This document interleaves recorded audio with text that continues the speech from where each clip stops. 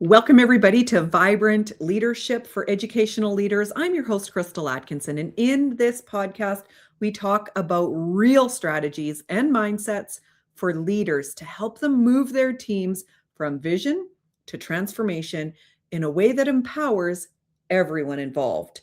Today is episode 14, and this is a pretty special episode because we are going to connect stages up to the team. So long before I got my vice principal leadership certification in Alberta, I was a mom.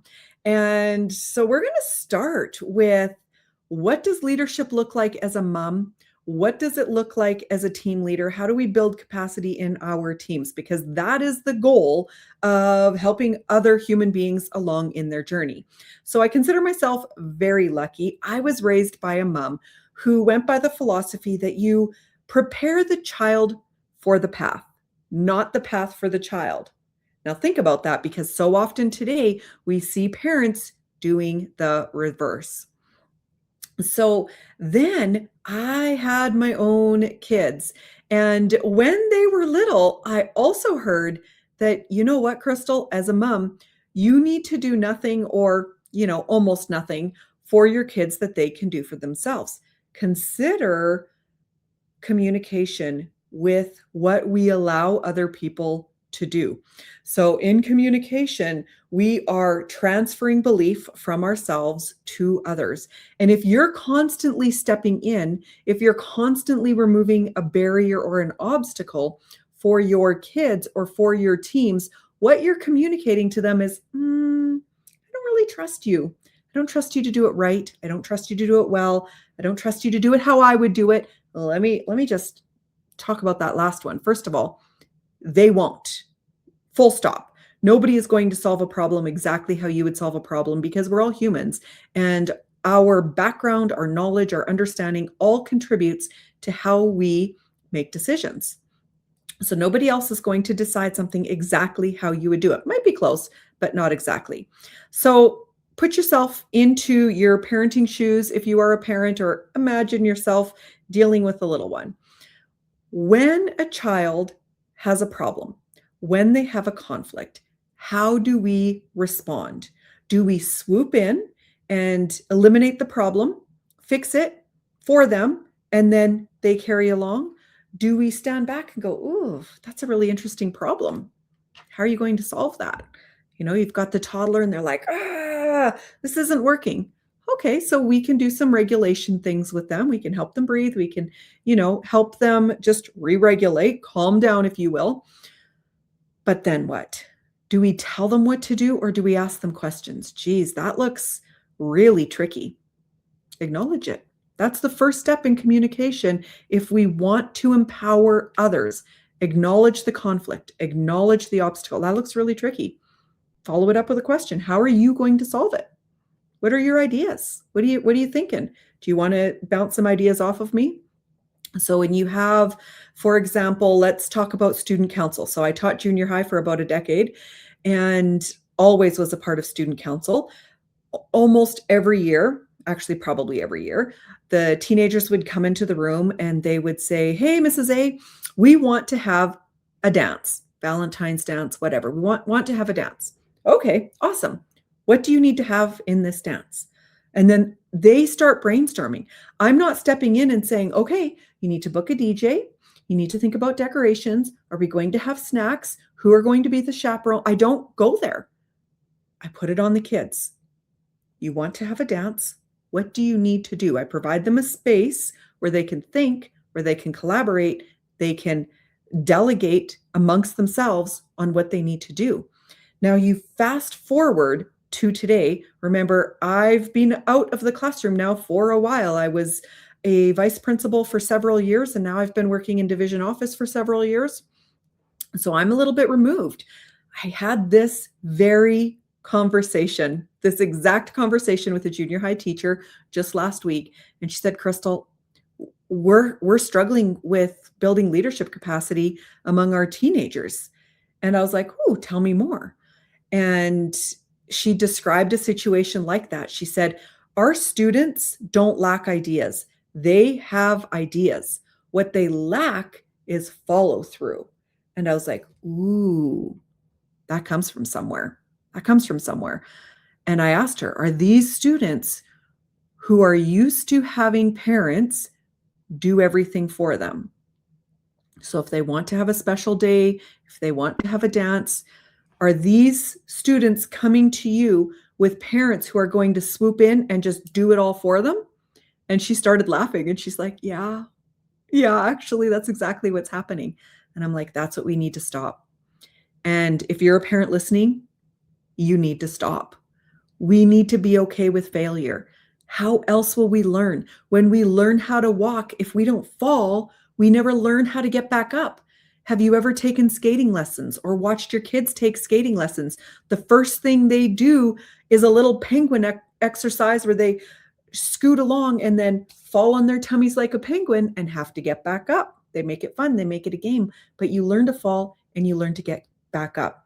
And we need to be providing those opportunities with our kids. When our kids come to us and they're like, man, I got in trouble in Mrs. A's language arts class today. Tell me more. What happened? And then they start telling you, they might try to make it sound like the teacher's fault. We need to stop. We need to say, you know what? You can only control you. And sometimes your boss may be in the wrong. Sometimes your teacher may be in the wrong.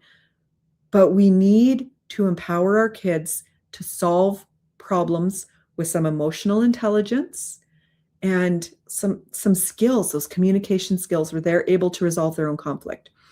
So when we get our teenagers into junior and senior high and they have ideas, let's go with the school dance.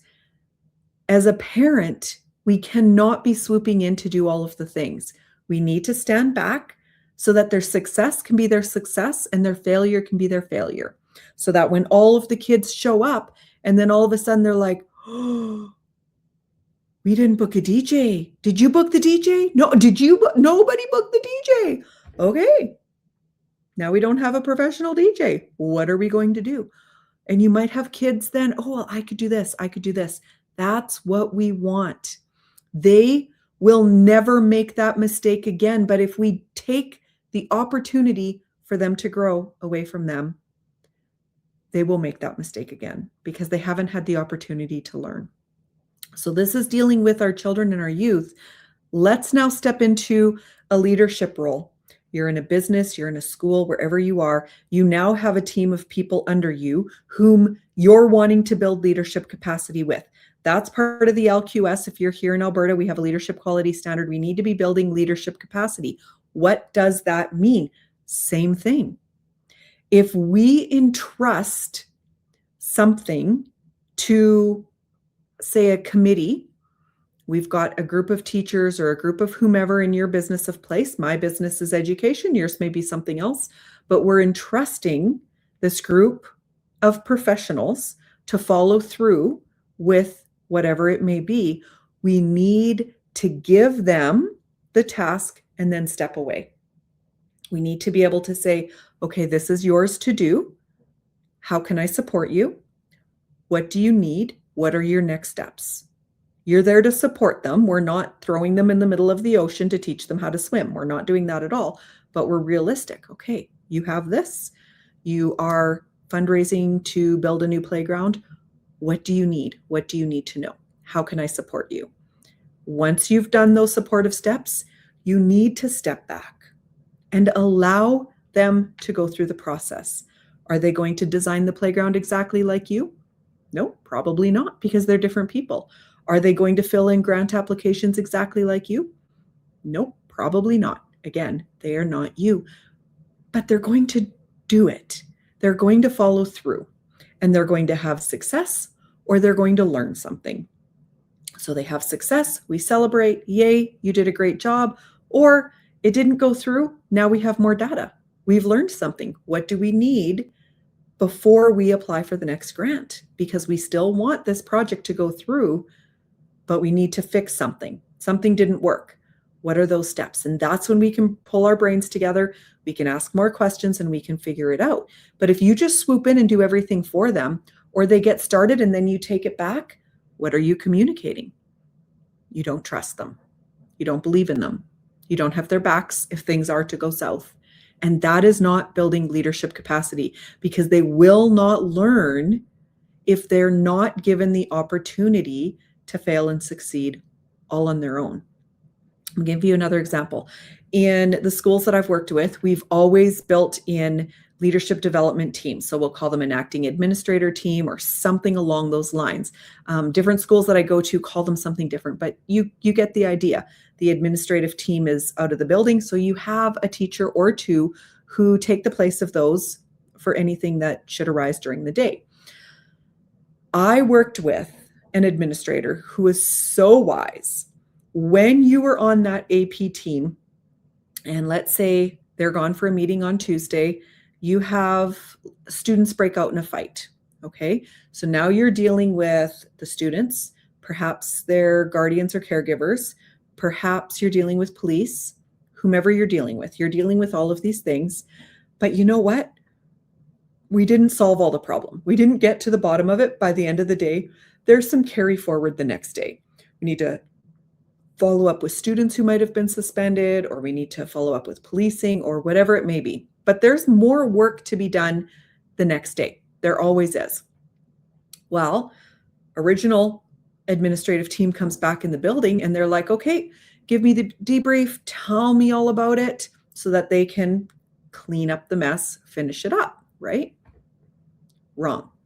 That is a missed opportunity as a leader to build capacity in your team. And I know there are leaders out there who are going to disagree with me, but I'm telling you from many administrators whom I've worked with, when they build capacity in their teams, what they do is those original people who've dealt with the issue on the Tuesday, they're following through until completion. Now, when the admin team comes back, they are going to bring them up to speed. They may be a part of the conversations, the debriefs, anything else that needs to happen, but they don't head it up. The people who originally dealt with it, that acting leadership team, they are the ones that see that issue through to completion. That communicates that I trust you, that I know you can do this, that when I walk away from the building, you are fully capable to lead. That's how we learn. And same situation. Let's say they didn't handle it well. Let's say they made a mistake. They said something or they did something or they missed, oh, I didn't fill in this paperwork or something didn't happen. They won't make that mistake again because they have the opportunity to learn. And we know this about learning. We know that watching someone ride a bicycle, ride a motorcycle, drive a car is not the same as being the person up on two wheels or behind the steering wheel. It's not the same. You need to have that hands-on practice so that you can build that competency, so that eventually the idea is you no longer have somebody in the passenger seat. You no longer have somebody riding behind you to help you or in front of you to help you, right? The whole idea of building capacity is so that you can take this human being, you can take this child, this youth, this aspiring leader, so that when you step out of the room, they are fully capable of doing whatever job it is you've entrusted to them. So when you have these people, you communicate to them that you can do this. I believe in you. I'm here for you. If you need me, call me. I will be here. But I'm not going to get in the middle of your work, of your learning, because I trust you to do those things. Those are the leaders who build other leaders. They're also the leaders who attract other people to their teams.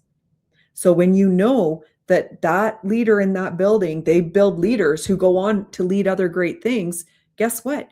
You're going to have the best of the best applying to work with you because they know they're going to grow under your care. The people who don't want to grow, they don't care where they work, right? It's just a job. But that's not the role of parenting.